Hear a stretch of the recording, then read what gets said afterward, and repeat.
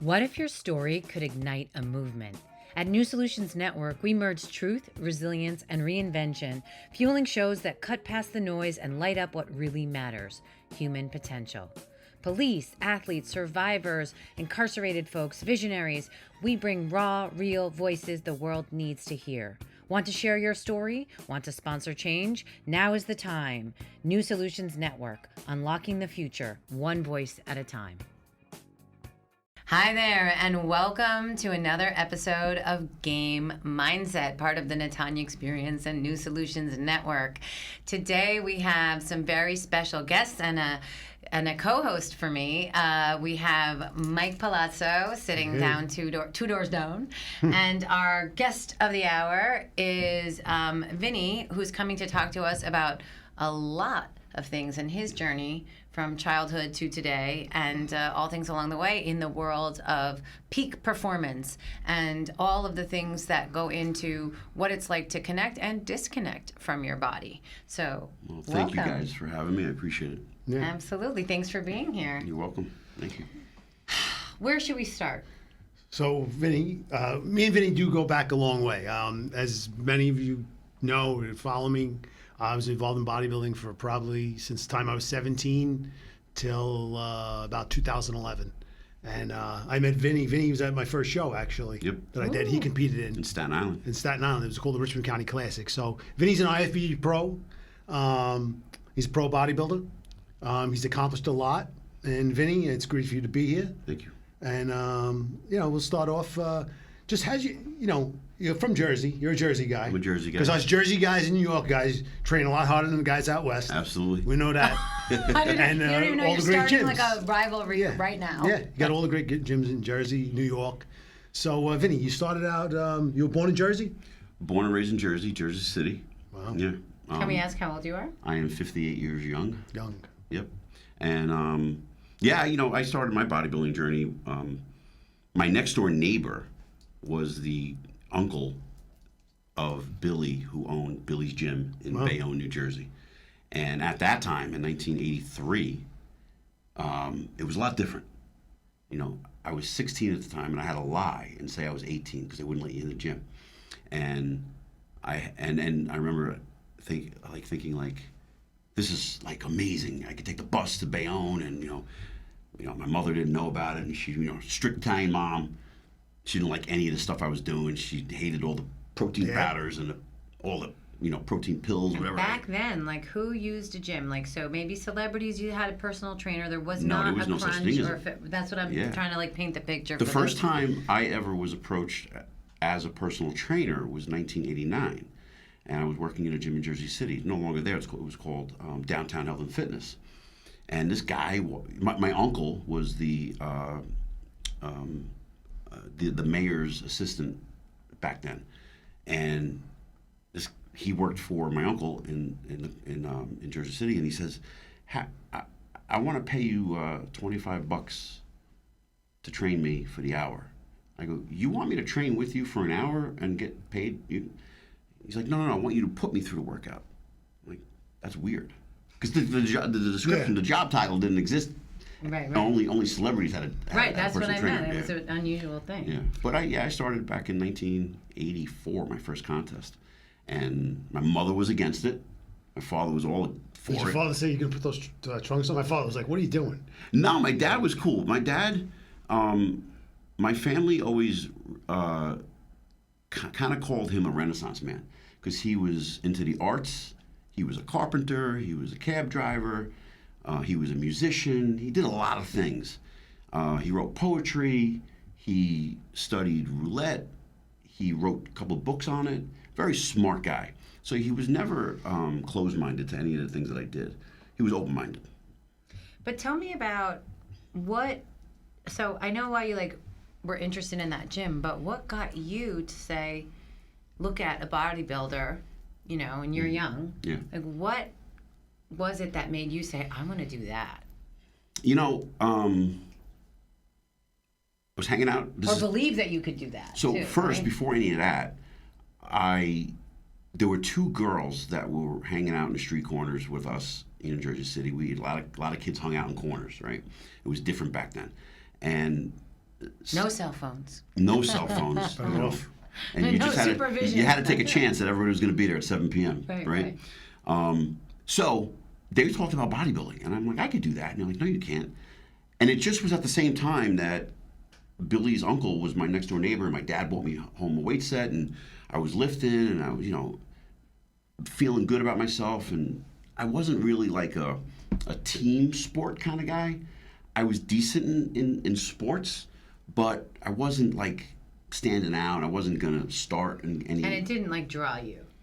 What, The bodybuilding? team sports. Oh, it I'm did. saying- I wanted to. I oh. so badly wanted to be a part of a team, Okay. That was my mindset, but I never could really make a team. I wasn't that great enough Gotcha. player. And my friend Dino Nerney and I were going to karate before any of this. And one day we walked out, and there was Billy's right across the street. And I'm like, when did that get there? He's like, it's been there every time we walk out of the door. I go, never saw it before. I walked in, and you could relate to this. Yeah. And anybody who understands old school gym mentality, the smell of the iron and the smell of the rubber, I was addicted from day one. Just that noise, that clang. The clanging noise. Primal. And I said to myself, I don't know how I'm going to do this, but I'm going to make this a career. And you don't have a physique back then. I'm 17, 16. You don't know what you could build, and I stuck with it, and I believed in myself, and I've made a career out of it. And I've traveled around the world, been on magazine covers, features in magazines, and just fast forward a little bit, I got sidelined when I was like mid-40s. And we're going to talk about that because Yeah. this is a mental health show after all. Sports Absolutely. and mental health. Yeah, I tore both rotator cuffs. I have 14 screws throughout both my shoulders. And then I made a comeback as a masters competitor. And that was a whole other challenge and mind. I don't want to use. I know what you're going to say. The F word. Yeah, the F word. So I don't want to say it. But through my whole entire bodybuilding career, I've always been told other people do it, and it started out with my mom saying that. She was always in my head about wanting me to stop. I'll give you an example. Like when I was a kid, a bunch of us were talking about like getting into the Guinness Book of World Records, and me and my friend John Pollock played catch for 26 hours, and we had the entire city of Jersey City show up at my friend Jack Bridges' house on Boyd Avenue in Jersey City. And it was like one of those just amazing times. You should never forget those, And I've always been competitive, but I've 26 hours? 26 hours you played catch. How'd you take a piss? So the rules of the Guinness Book of World Records stated that after every hour you could take a bathroom break. Oh, okay. But we didn't drink anything, we didn't eat anything, Wow. we didn't do anything for all the time. But that was an amazing time, and I've never been one to be afraid to fail. I couldn't care less about failing as long as I would just get back up and try again. That's never been a mindset. Now, do you think that was something that was like a mantra or whatever because of the way you were raised? Do you think it was Probably. because of, because that's something that not everyone has built in. The way you're saying it's sort of like I'm that's a wired standard. differently, and I don't know where it comes from. I think maybe subconsciously I won't let negative talk. I'm not going to say I haven't had bumps in the road where, I don't know, maybe I sabotaged myself a few times over the years. Definitely. I love my mom. I'm not going to go in that direction of saying anything negative that way. But I think as an Italian mom, she was scared to see her son might fail. Mm-hmm. And so she didn't want me to try anything. She was like, don't try, because if you fail, I'm afraid that, you might think bad, or you might go into depression or whatever. I'm like, I'm not wired that way. Don't you know me? Do you have siblings? Yeah, I have 3 sisters. Yeah, actually. What's the age spread? So I'm the baby. I was wondering. My sister Charlotte is 16 years older than me. Teresa, whom a lot of you might know, was the Golden Bachelor winner. Oh, okay. Yeah, Teresa. She was married for 4 months to Gary. And then my sister Mary. So it's 16 years older, 14 years older, and almost 11 years older. Charlotte, Teresa, and Mary. And then me. So the baby doesn't want the baby to get Yep, hurt? yep. Okay, got it. I'm like locked in. Got it. Yeah, okay. So, Vinny, do you think you were nuts doing all this? Yeah. Because my family thought I was out of my mind, weighing Oh, food and yeah. painting myself and running around in these little trunks. And I was so proud. When I got into my first magazine, I brought it to my father. I brought it to work. He said, I can't bring this to work. I show my friends. And being Italian, what did they think? I looked at, so my dad sat me down one day and said, if you're going to do this, treat it as a business. So, and you know how it used to work back then. So back in the day, in the 90s, when you made a connection to a photographer, like I would do the NPC Nationals. I won the Mr. USA. I won my weight class in the Mr. USA in 1993. And I made contacts with all these photographers. Right. So I looked at it as a business and said, I'm going to invest in a ticket to go fly out to California, put myself up in a hotel. Right after the contest, I'm going to shoot with all these, however many photographers will take me. And then every year it built up more and more. It went from 2 days to a full week of shooting every day. And I presented myself as a professional. Well, I wasn't even a professional back then. Got into all these magazines, and then it trickled into getting guest posings and traveling and getting endorsement deals. I was with Universal Nutrition for, we talked about this earlier, right. for 18 years, and that was unheard of back then. I just tried to treat it as a job, as a profession. I took it very serious, and I know what I'm good at, and I know what I'm not good at. So I always focus on just doing the best you can at what you're good at, and don't get upset about the things you are not good at. Because I think there's so many people, I wish I had this or I wish I had that. You focus on the wrong things. You don't focus on the things that can prosper you and make you grow. You're never going to move forward in life. Oh, these are sound bites for everyone. This is No, it's amazing. true, I mean, it's this is true. amazing. It's what you see this, if it's like a Tony Robbins event, you'll see this if you're in a, meditation center. I mean, what you're saying is a profound universal truth that we kind of forget, all of us, whether you're young or absolutely. older, right? So lean into what feels good, what makes you feel good, not predatory or manipulative or whatever. And the things that aren't, maybe you try them, right? We still try things that we're not maybe perfect at or what have you, but You you have don't to, but that's- you don't self-deprecate when you don't do great. Like basically, you're not trying to roller skate today if you don't roller skate today. Right. But, and Mike can understand this when I say, when I started to win competitions, and I have 4 national titles under my belt as an amateur, and at that time, the top names in the sport, I had aspirations of, I want to compete against those guys. But that never materialized. And one can say, oh, why would you continue then? Well, I found avenues in bodybuilding to figure out how I can make money, how I can make a living, how I can make a career out of it. And again, didn't focus on what didn't. Right. That there's not just one path forward. And that's what so many guys, I think, They got to get to that Olympia stage. gotta get If to they the don't Olympia make it, stage. they feel like they're a failure. And now It's I'm not true. 58, and I'm getting to an Olympia stage later in life. So this is pretty cool right now for me. I'm going to be going to Japan in 8 weeks from this weekend. And, I just, I get people coming up to me where I'm at work, like, you excited? I'm like, not even thinking that yet. Like, I can't get excited yet. I just got to do the work first. There's nothing to get excited about. So I got a question for you, Vinny. Yeah. So you're 58 years old. Yes. Right? I'm 52. Now, how many people have said to you, Vinny, 58, are you out of your mind? Absolutely. Not do this? And, like people are like, don't your joints hurt? Don't this hurt? Don't you think Your you should give it heart. up by now? Yeah, right? absolutely. And, and also who helps you out? Is anybody like took you under the wing now to help you? Has everybody's got like a diet coach or something? now? All right, so I have 14 screws in my shoulders. I have this massive injury. Puts me out for 3 years. I can't do any. 3 years. Yeah, I was depressed. I was not knowing. How old were you? Sorry, when that This happened. was 9 years ago. Okay. And I remember one day my nephew and his friend walked into the gym with me, and they looked at me. They were scared because they hadn't seen me in like 6 months because they were in college. And when I lost all this size, I looked emaciated and skinny. And they were like, oh, is Uncle Vinny sick? And one day somebody comes to me and goes, were you a former tennis player? And I'm like, former tennis player? That's I'm like- like, oh. They So, were but insulting you. Basically, what I did was when I started to consider coming back, I thought, okay, how am I going to spend my money wisely here? And I looked on the contest calendar, and the closest contest was the Baltimore Pro, Masters Baltimore Pro. Like, I could drive to this. I don't have to spend any money. This is easy. Go down there, compete, come home. And I take dead last.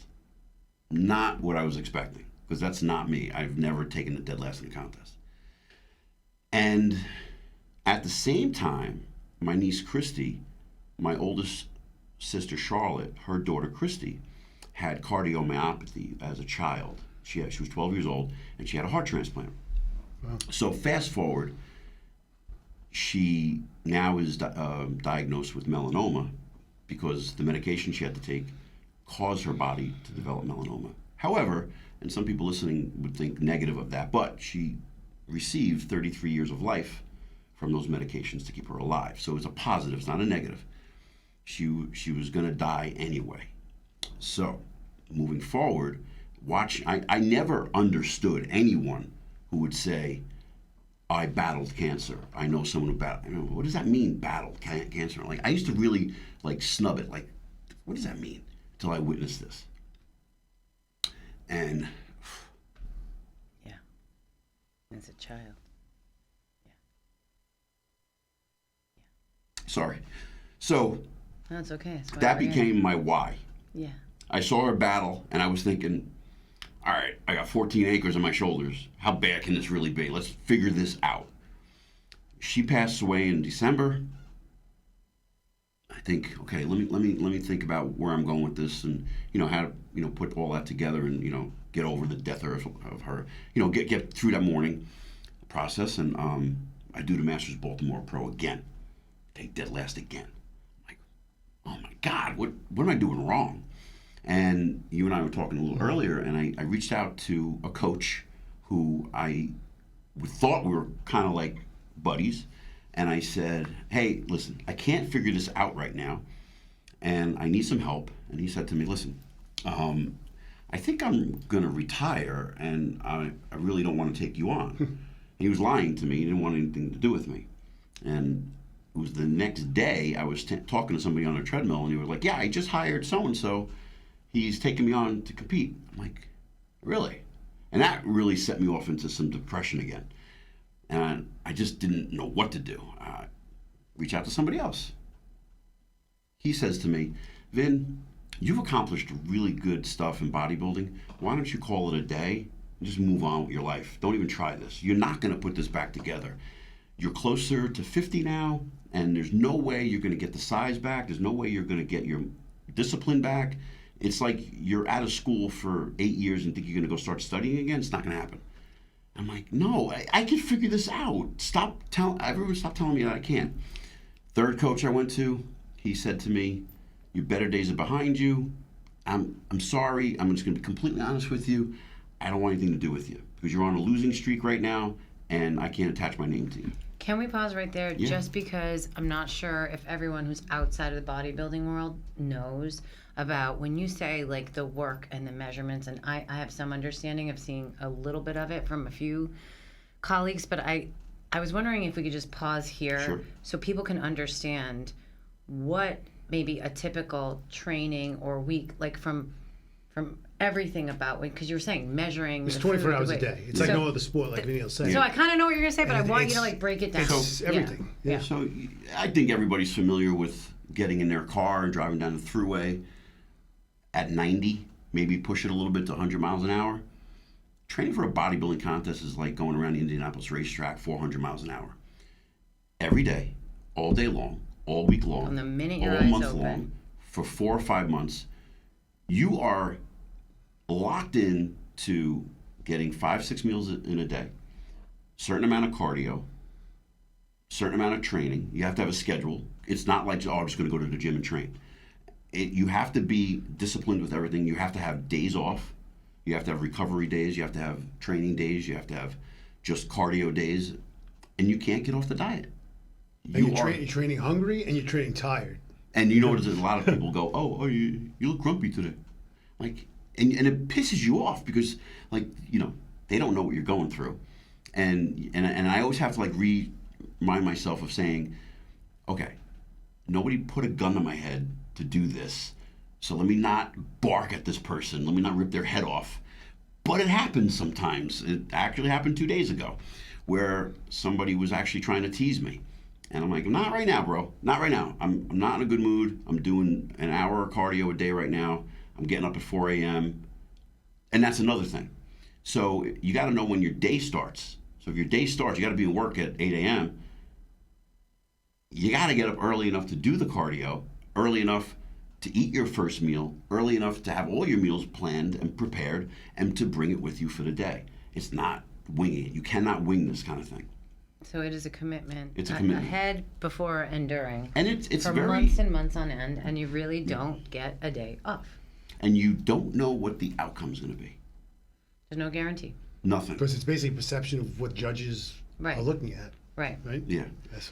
So now, can we go back to Baltimore Pro? Yeah. So All right, I was just trying to say, so that they understand what you're willingly wanting to do to yourself. I'm willingly wanting to do this, not knowing the outcome. Right. And I think a lot of people don't put that effort into other things in life. Right. And today, this is exactly what happened today. I posted on Instagram this morning a little video I had about warming up. And I was talking about, hey, I said, all you old heads, you have to warm up, and this is the way you should warm up, blah, blah, blah. And this woman walks up to me. She says, I read your post today you put on Instagram. I know what you're talking about. And I'm like, which one? Because it wasn't computing, because she looked like a lot younger than me. She goes, about warming up. As I'm older now. I'm like, as you're older? I go, may I ask how old you are? She goes, you don't ask a lady that. I said, normally I wouldn't ask a lady that, but since you're saying, may I ask how old you are? She was 38. I said, man, you're preaching to the choir here. So I'm 58. 20. I said, you think you're hurting right now? Wait until you're 58. And you're 52, so you know. Oh, I feel it. Yeah. And, as much as before my feet hit the floor in the morning, getting out of bed, as much as I am hungry to do this and I'm anxious to do it and I love it and I'm passionate about it, I'm not going to say I'm not in pain. Lately, I'm starting to feel I have a little arthritis in my arms, and I'll be sitting on the couch going, oh my God, this really hurts. Holy shit. But I ignore it. I don't dwell on it. I don't take any Advil or anything like that to mask the pain. I don't believe in that It's stuff. almost like you like it. Like you do a hard leg workout, right? You do. You almost like, You're like, it's I like want sadistic. that soreness. If I'm not It's sore, like, you're not happy. But like the pain is like almost like I'm welcoming this right now. I don't understand why, but I'm liking it. But The old trainer used to say, Oscar used to say, you had a good leg workout. The next day you feel like you were in a car accident. Yep. That's what he used to tell me. A real leg workout feels like a car accident. And going back to Masters Baltimore Pro, coming off stage, I had one of a close friends come walk, like brutally honest with me. He's like, "What's going on with you? What is wrong with you?" I go, "What do you mean? I'm trying to do the best I can here." He goes, "No, you're not. You're not locked in. You think you are." He reamed me a new ass. Just reamed me. He basically said, "You're not really giving your A game," even though you felt like I thought I was. yeah. I thought I was, and looking back, I wasn't. And so we put together a program, a plan. I shut the world off. Remembered my why, which was my niece Christy, what she battled, and I'm like, I'm going to get myself out of this hole. I'm gonna do something again. I don't know what it's going to be. I'm going to have a great off season, and all of a sudden I started to go on YouTube and started. And this was an era of, this was 2018ish, and I started to like look at all the YouTube videos of Tom Brady. Now, I'm a Dallas Cowboy fan, so I'm not a Tom Brady fan. I'm not I can't even think of the team now. Patriots. Thank you. Brain fart. I was like, I'm like Patriots. Yeah, I'm not a Patriots fan, but I'm a Tom Brady fan. Let me correct myself. So I started to really read up on, because back in that time frame, he was just starting to skim the surface of what an older athlete can do, what an older athlete can accomplish. And I started to think like, okay, what am I doing wrong? I'm not having a good off season. My off season is not where it should be. So let me correct that. What does that mean? Meaning, the diet can be loose. If I want a slice of pizza on a Wednesday night, I could do it. But I still need to get those 6 meals in. I can't miss meals. With actual nutrition. And got to get proper and... nutrition and got to get proper supplementation. Have to have proper rest days. Have to make sure the body is optimal working. For cell turnover in the appropriate way. Or you're not going to build muscle mass. Now, I put it all together, have a great off season, and I start to think about doing the hardest Masters Pro show. And my wife was like, and this is where I go back to, are you nuts? Yeah. She's like, are you nuts? Masters Pittsburgh Pro is the hardest one. I said, man. I said, Christy, she battled cancer. I can't. Try. I can't. I got to try. So, I'm sorry if you get choked up, but this brings back so much. So, I said, I'm doing this. I'm going to lock in. I'm doing it. And I remember that week, 2 weeks before the show, I had to submit my contract. So I send it to her because our printer just broke. And I say, can you just print these 2 contracts out for the over 50 and over 40? And she said, hey, you sent me the over 40 too. You sure that's what you're going to do? I'm like, yeah, I want to win both of them. She's like, she gets home from work. She's like, hey, you sure you want to do the over 40? I said, I have to. Even if I get killed, I have to. So I ended up going to the contest. All 3 of the former coaches that I had asked to help me, they're there with their competitors. And you know how it is sometimes with competitors and the coaches, and they're looking at you like, you don't have to worry about Vinny. I ended up winning both. I crushed all of their competitors. I crushed everybody. I win over 50. I win the over 40. I get back on track, and not one of them congratulated me. I walked out and was face to face with one of them. He didn't even acknowledge my presence. I was like, wow, you got to go that low? I put my hand out to him. I said, congratulations to you guys. They look great today. And I walked away and broke down crying. Now here's where the mind fuck comes in. Excuse my language. You talk about how people, fall and pick themselves back up. Yeah. Now my childhood upbringing comes into play. And actually, no, hold that thought. I apologize. The pandemic happens. And the pandemic happens, and what I wanted to do was do the New York Pro one more time. Because I thought, that's it. I accomplished. I'm going out on top. I'm going out. I want to go to the New York Pro and do an open contest. Yeah. It doesn't matter where I place. I just want to do this. Be a part of it. And I think I was 52, 51. And I thought, okay, I'm going to do the New York Pro. That's in between our ages. And that's where I'll end this career. It's been a fantastic one, and I am content. Pandemic happens. And I believe they put the show in Florida. I'm like, well, I don't want to do it in Florida because then none of my family and friends can see me. This is silly. I'm not going to Florida for the New York Pro. I think the next year it was in New York. It was in Florida again. I didn't do it, and I didn't know what to do. And where am I going to go? And my friends, Billy and Tommy, said to me, it's a no-brainer. You got to go back to the Baltimore Pro. You got to go there. You went twice and dead last twice. So I entered the over 50 and the over 40 and the over 35, and I won all 3. Yeah. Amazing. Yeah. I mean, even if you hadn't, from dead last. Yep, from dead last. Twice. Yep. I'm just saying that. 3. Yeah, and then now here's where the negative steps in. And I start to think about, I'm not worthy. Because my mom used to always tell me, other people did that. You don't do that. Don't even try.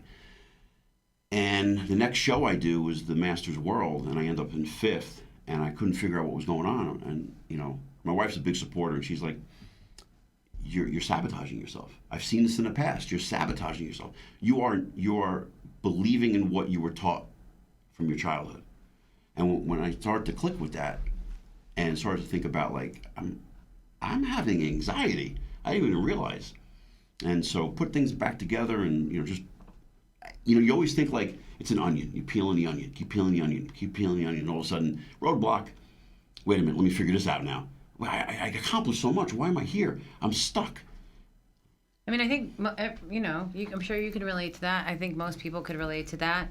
That was happening to me too, like when I was transitioning careers, and I was like in a magazine every week about being this great leader, and here I am like, yeah, but they don't really know. I don't feel that way. Like we all kind of like are our worst critic. Yeah. We don't always see ourselves the way the world does or people around us.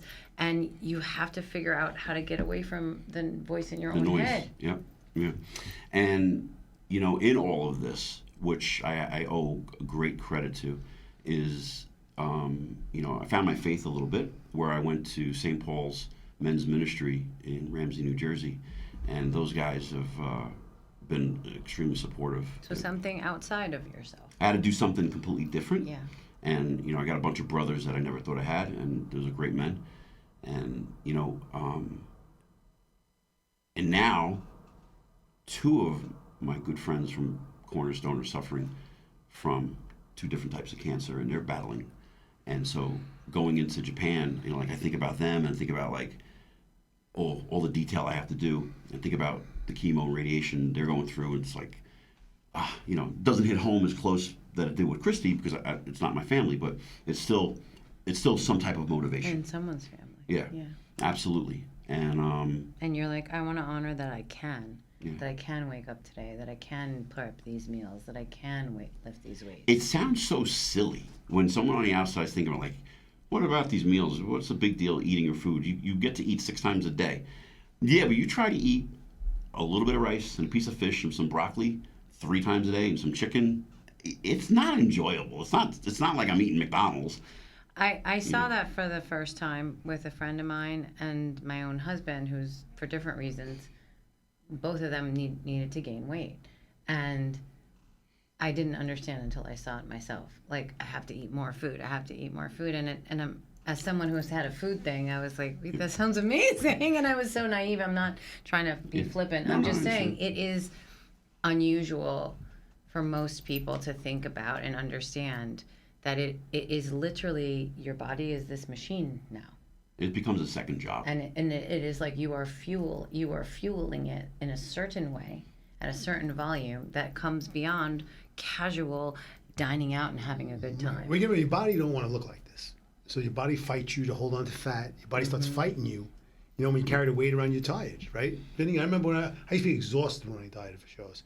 People don't realize the exhaustion. I remember being a cop and not being able to get out of the car. They're like, oh my God, I'm fucking dizzy. From all the carbs are so low. So you get so tired. That's what I think, right? I mean, well, and then it goes back and forth because there's days where you eat very little bit of carbohydrates, and you're suffering that way.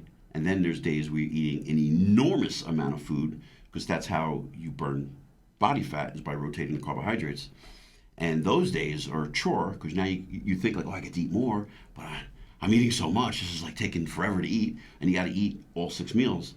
So it's either way. It's a lot of work. It's a lot of detail, a lot of discipline, And when I went back into watching all these videos about Tom Brady and a mindset and how he operated and how he got himself from, there was a story with Giselle that she was talking about Tom Brady, and she said, they were talking about how when you accomplish something and you're at a high level and you want to go further and you're not motivated, there's nothing to motivate you anymore. Like Tom Brady winning so many Super Bowls.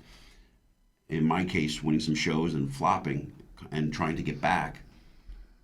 How do you motivate yourself again? What do you do? And Giselle was talking about one day Tom Brady took the kids ice skating, and he was in a great mood when he left, and he was in a horrible mood when he came back.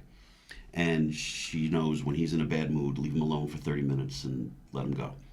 And she gives him his space. And she said, like any relationship, you should give your spouse space when they come home from work or from a long day or just coming home in a bad mood, right? So she gives him his space, and eventually she goes in to talk to him, and she says, what's going on? He goes, thinking about the game on Sunday, And I was thinking about what I was doing wrong. And even though we won, you know, the Zamboni guy told me A, B, and C. And she goes, the Zamboni guy? She goes, yeah. He's just like, wait, the Zamboni guy told you what you did wrong in the game, and you're getting upset for that? And she said, now I kind of understand when people are at that level, they need something, they look for something to piss them off to get motivated. And I was looking for that for like the longest time, and I'm like, nothing's pissing me off anymore. There's no coach telling me I can't do it. You know, everyone's telling me I can do it. To prove, you want to have something to prove. Yeah, I guess, right? So somebody said to me, okay, you won 2 shows now, all 3 age groups. Yeah. Think you could do it again? And this past year, to qualify for the Masters Olympia, I had to compete in the over 40 at the Hurricane Pro to qualify. But I entered the 55, 50, and 40, and yeah, I won all 3. So in total now I have 11 Masters Pro wins. I did the Olympia 2 years ago, and I just didn't think I deserved to be there. I went to Romania, and it was the worst prep that I ever had, because I just went right back and sabotaged myself and said, do I belong on an Olympia stage? I never made it back in the day. What am I doing? I ended up dead last. Couldn't even stand next to these guys. And, you know, coming back again to win the Hurricane Pro, I said, okay, I cannot sabotage myself for the Olympia going into Japan. I said, okay, first thing I'm going to do, I got to make sure I have a great off season. Make sure that we don't get out of shape. We take the training serious, recovery serious. And if this is my last, or if it's not my last, I gotta walk away. Even if I take dead last in Japan, I gotta walk away knowing I gave 100%. Yeah. So, you know, I get up at 4 a.m, do my cardio, do it again. I train in the middle of the day after I train clients, and I do cardio again at like 6 p.m. before my last meal. It's not something that's super enjoyable to do, but when it's all over, at least I could say I at least gave it 100%. I don't know if you know the stat off the top of your head, but if even in general way, would you say, and not to be ageist, but just to kind of benchmark or ballpark, how many competitors, amateur or professional, would you say, or what's the percent, right, of drop after age like 35 or 40, would you say, in terms of, you know, the whole, because I want to also highlight how uniquely positioned you are at your age. You would think I am, but let me explain. And Michael knows this, when we were teenagers, the teenage category in a bodybuilding contest, you could find 20 teenagers in a weight class. Some of them look like the nationals. Yeah. Teen nationals look like the men's nationals. Kids were now. crazy. I took second place in the Teenage USA in 1986.